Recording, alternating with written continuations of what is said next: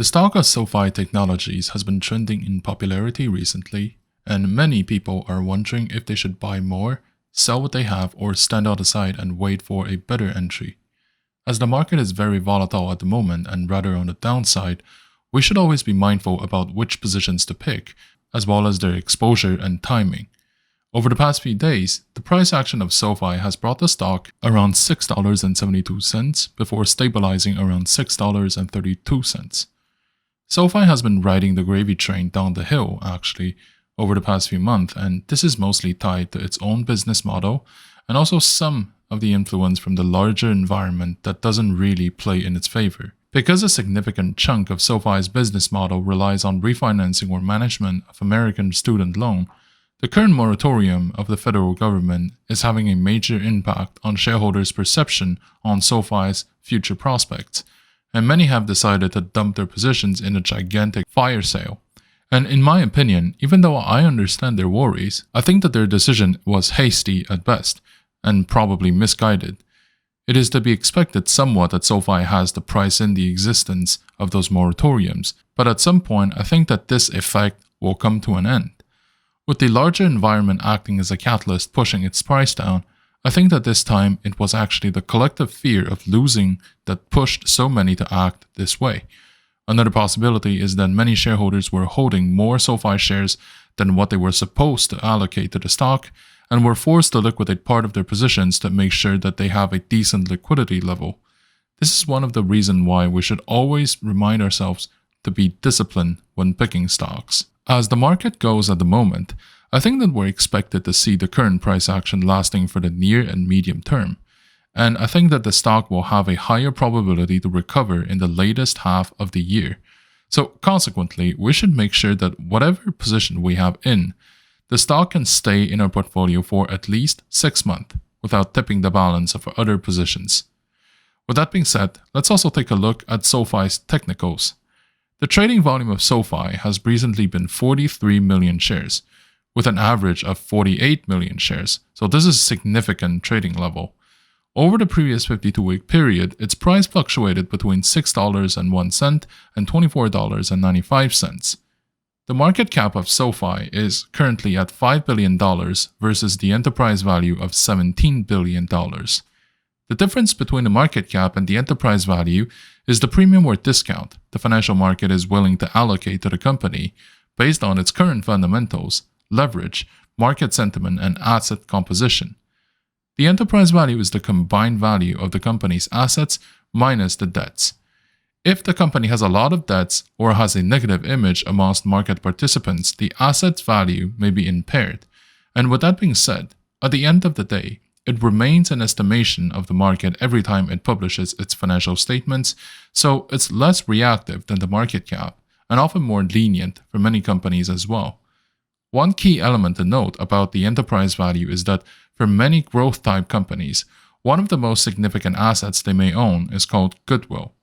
Goodwill is basically an expectation of the market that the company can generate more profit or grow faster, partially because it may have a better management, a stronger brand recognition, or a bigger online following. It is what makes the company you want to invest in unique compared to its rivals. In other words, it's not a tangible asset that companies can use to generate income, but it's often the reason why some companies are perceived to be trading at a discount, since the market cap is lower than the enterprise value, and because the enterprise value is less reactive to the market cap in very volatile situations. If the company goes to liquidation, the goodwill would be completely depreciated. We would be left with potentially less assets to distribute to shareholders and debt holders than the current balance on the financial statements. As we compare the current price to the historical price fluctuations, the stock is 5% higher than the 1-month low, 5% higher than the 12-week low, and 5% higher than the 52-week low. On the options market, which gives us a sentiment about where the stock price is likely going to go next, the implied volatility is 103% versus the historical volatility of 63%. The put-call volume ratio is currently at 0.3. It's normal for many stocks to also tend to have a higher put option volume than what they deserve, as many institutional investors hedge their long positions by buying put options. The most recent volume of options traded has been 12,000 contracts a day versus the 30-day average volume of 104,000. In terms of open interest, the most recent volume of open interest has been 1.9 million contracts versus the 30-day average of 1.9 million contracts. In terms of shareholder structure, institutional owners hold about 50% of the outstanding shares. The biggest shareholders include Vanguard, SoftBank, and BlackRock. It's relevant to understand the shareholder composition of a company because this helps to determine if you should hold the stock long-term or to view it as a trade opportunity. If the stock is mainly held by retail traders, it may be a sign that the stock lacks the depth to justify long-term trust. Typically, the consensus is that there should be at least 25 to 30% of institutional participation for the stock to be perceived as a sound investment and not just a short-term trade. Obviously, there's a lot of exceptions to this since there are many great companies mostly held by retail investors as well, but that tends to be the exception and not the rule. Let's also take a look at the short interest present in the stock, which is the amount of positions aiming to profit if the share price falls lower. Sometimes, when there are significant short interest in the total volume, it could be a sign that there is an organized shorting operation going on, like what is going on with GameStop, AMC, or Ethereum. The current short interest is 20% of the total float and 43% of it coming out of the dark pools. Usually, if the short interest is above 15% of the total volume, and that a significant chunk of the short volume come out of the dark pool, this may suggest that there are institutional positions taken to short the stock, and that there could be potentials for a short squeeze. Based on my analysis, I believe that we should have a position in Sofi now, and to increase it once it is confirmed that it has touched its bottom. I believe the entry point to present themselves within the next 4 to 8 weeks. I would recommend to commit between 1 to 3% of your portfolio in Sofi, and would also recommend to split your allocation in batches of 30% at a time so that you can purchase more if it retraces. Now, given the current market environment, I believe that the equity market is in a vast phase of correction, especially when it comes to tech and growth type equities. The financial market has been living and breathing thanks to the continuous creation of new capital with different waves of quantitative easings, which will have consequences on the price of assets as well as their yields. With the interest rates kept relatively low over the years and the increase of amount of capital in circulation, this will keep putting significant pressure on the profit that we can expect the investment products across the board. And this, by the way, is a reality that may shift in the years to come if the interest rate of core infrastructures within our globally financialized system increases. It's useful to remember that the market doesn't represent the real economy, and of course, the real economy doesn't always reflect in the stock performance, since the name of the game here is ultimately called supply and demand, which depends on a whole bunch of factors that go way beyond our own control. If we think about it, this is like saying, if your neighborhood house that is put up for sale is only allowing those who actually want to live inside to buy it, versus if you allow every single type of buyer with different intent or reasons to buy or to sell it. So obviously, there will be a significant difference in the price of this asset for those two scenarios. The market currently works more like the second option, and assuming that it would only reflect the fundamentals of the underlying economy would correspond to the first option.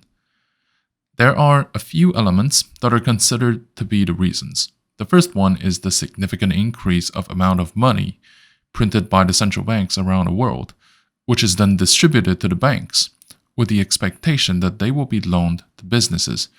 Normally, that's a good thing, but with a lack of opportunities in the real economy, the significant portion of that money actually went back to the financial system to buy up the price of existing assets. Now that the QEs have been wrapping up or ended around the world, I think that this drive behind asset price may no longer be as relevant as it is right now for the future. It is now compensated by the arrival of capital from one region to another, and from one sector to another even within the same jurisdiction. With the increase of tensions around the world, capital is always looking for a safe haven to park their money into. not just for a place to grow the nominal value, but with a currency that tends to keep its purchasing power as well. The third factor is the creation or the birth of artificial bubbles, either maintained by the market trends built up over the years or out of necessity. Capital needs to find a place to stay. Some good examples of this would include the EV sector in the 2020 and the oil and gas securities when there are tensions around the world. Either way, when it comes to the price trends of the market, degree of uncertainty is a key drive behind the price fluctuations, and that is likely going to increase as we go on from there.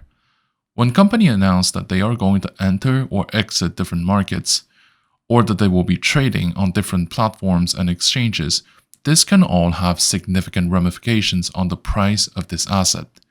Some of the considerations to have when operating in this context include having a clear view of what is going on, especially regarding the cash flow and the capital flow, and avoid certain potential pitfalls.